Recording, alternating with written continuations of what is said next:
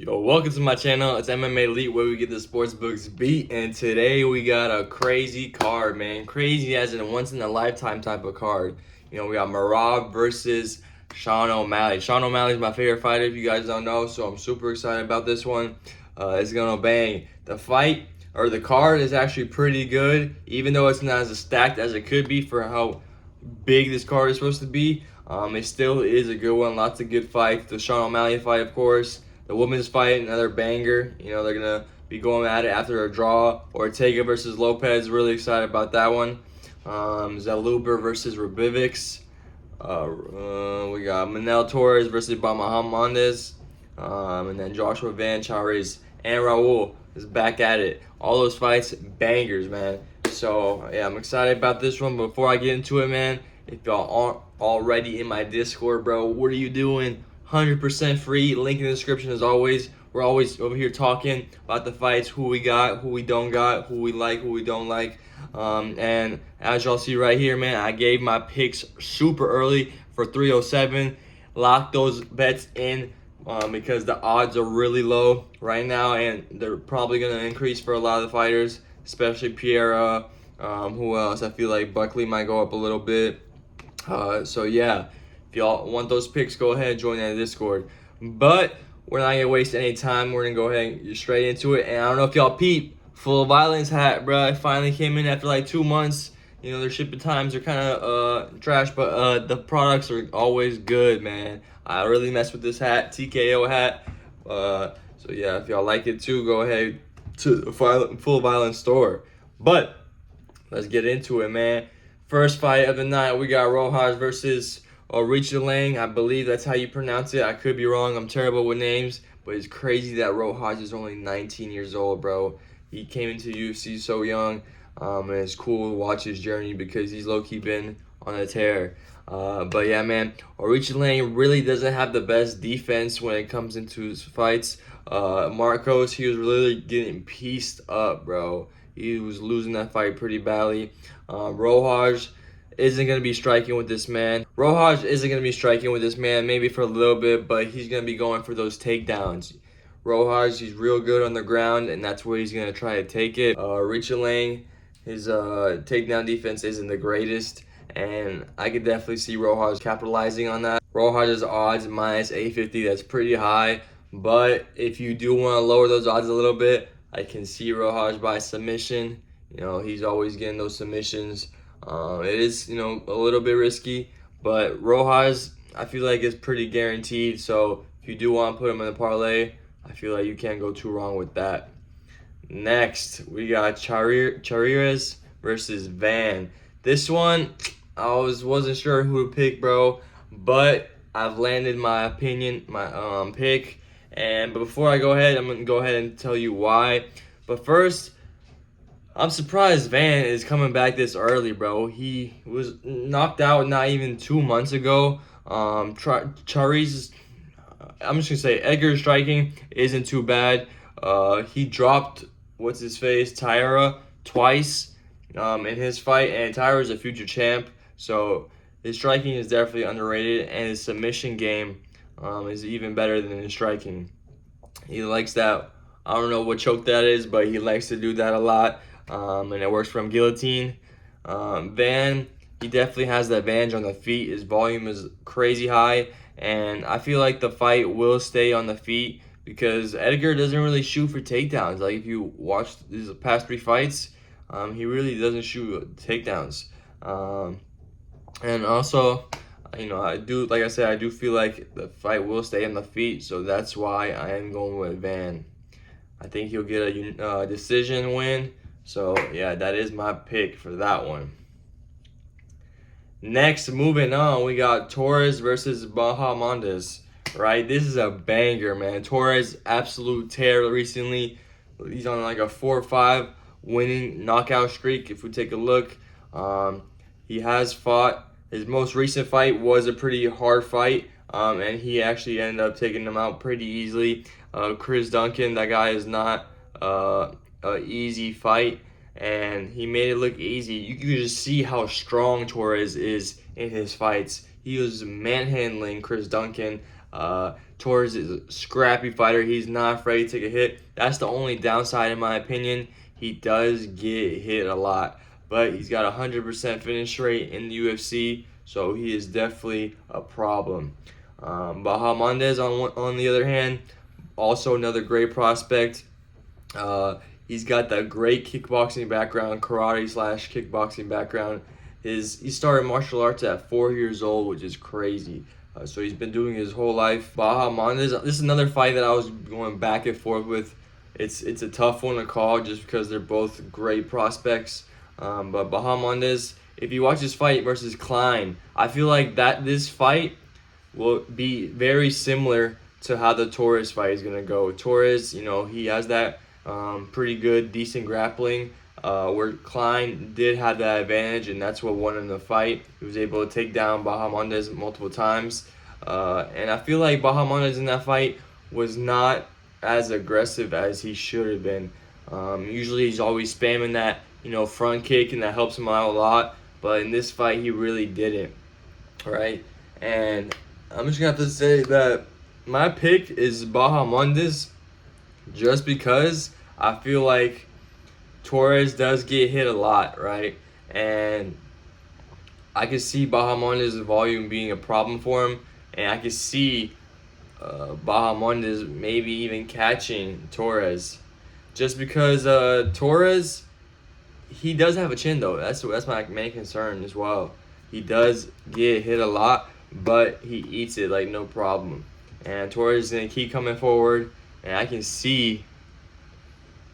Dang, bro, it's a hard pick just because I can see Torres manhandling Bahamondes and maybe even getting a sub on him because he has been subbed twice. So that is definitely an option. But I heard Bahamondes has been, Bilal's been helping him with his wrestling. So you never know. You never know. That could be a thing for him. I'm going with Bahamondes, but I'm going to let y'all know it's not a confident pick. And I also have a parlay with Ribovics and Torres both on it. It's a crazy payout. If those two hit and Sean O Malley hits, the other two fighters on that parlay are almost guaranteed. So please let those two win. But my personal pick, I think Bahamondes gets it. Next, man, we got Ronaldo Rodriguez versus Osbourne. All right, this fight was on the main card for some reason. I don't know why. Thank God they moved it down from there. But this one, Osbourne, he's a decent striker, but dude, he gets finished way too often. Look at this. He's been subbed 4 times, KO'd twice. He went to a split decision with Charles Johnson. Charles Johnson has been doing pretty good recently, but honestly, I can't pick Osbourne, man. Ronaldo Rodriguez is a dog, bro. He's never been finished, and his striking is kind of creative. He can take you to the ground as well. This is a pretty even matchup. That's why the odds are fairly close. But I'm gonna have to go with Ronaldo Rodriguez. I just feel like he has that toughness in him, and that toughness will put him over Osbourne slightly. Next, I'm super excited about this fight. We got Daniel Zellhuber versus Esteban Ribovics. Ribovics has been on a tear recently too. Man, he got that crazy knockout on McKinney. That was super fun to watch. Beautiful head kick. But then Zellhuber, he's also 15-1, man. He's been beating everybody who comes in his way. He lost to Trey Ogden. And the reason why he lost to that is because his output was low, especially in the first round. He started picking up towards the end. So, but Ogden, he really kept his distance, right? And Zellhuber is somebody who likes to keep his distance and kind of shoot from range. And if you look at his fight versus Prado, that was a crazy scrap, but he dominated because he just kept that volume there, right? And Ribovics is somebody who, likes to kind of fight in the pocket. And he doesn't have a problem with, getting in the pocket. I think he'll find his opportunity to land some decent shots. But Zellhuber, this dude is a dog. And I'm gonna have to go with Zellhuber again, just because I picked him in his last fight as well. Just because he knows how to keep his distance. He has really good kicks, and even if they're trading, I can see Zellhuber landing some really good shots on Ribovics to get him down. This fight's probably going to be mainly on the feet. Ribovics, anytime he's fought like a grappler, he really doesn't do too well. But like in his fight versus Kirk was trying to get those takedowns because he saw that was working in the fight before that. And Ribovics was too good on the feet. But Zellhuber, I just feel like his striking is going to be, he's going to be able to outpoint Ribovics. It's going to be a very close fight. Like, I don't think Ribovics should be that big of an underdog. But, like I said, I hope Ribovics wins just because I got Torres and him in my parlay. Please, please, please, God, let that happen, bro. I need that payout. It's a crazy payout, bro. Alright, but yeah, Zellhuber is my pick for that one. Next, man, we got Brian Ortega versus Deigo Lopes. This, I've seen everybody, and I mean everybody, going for Deigo Lopes, but T-City, baby, I think he gets it done, bro. He's got the experience. He's got the better jiu-jitsu, in my opinion. Lopes does have great jiu-jitsu, but I think Ortega's is better, and Ortega is so tough, bro. I don't think he's ever been finished, like, officially. That fight with Yair, he got his shoulder dislocated, and the other fight with I forget. I don't know what happened with that one. I think it was a doctor stoppage in the Holloway fight, maybe.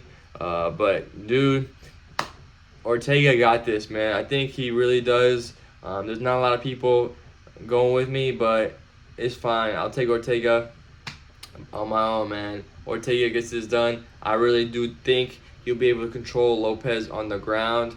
And who knows, maybe he gets the submission. I see some people say Lopes can get the submission Ortega. That's definitely not going to happen. So, yeah, give me Ortega all day, man. You know, I normally don't give my predictions on women's fights, but I'm going with Shevchenko. All right. The reason being, you know, Grasso is the champ, and Shevchenko is getting towards that age, 36. But I think she wants it bad. I think she wants to prove it super bad that, you know, she still is that bit. You know what I'm saying? And Grasso, you know, she's a outpoint warrior. She throws a lot, and she's definitely not bad too. But I can see Valentina, that heart, bro. She wants it bad. She wants her belt back. That's her baby, and she's gonna give it everything she has. You know, I like that she has the more finishing ability, and I can see her pulling something out of her butt and getting that W.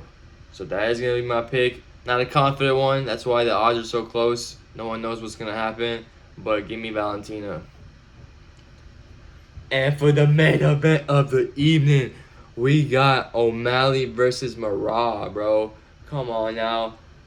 You already know who I'm picking. O'Malley, sugar baby. Come on. Merab is a great fighter, you know. But we all know what he's going to do. He says he's going to strike. We already know that's not going to happen. If he does decide to do that, bro, he's getting pieced up. Especially that little cut he had, that's getting opened back up.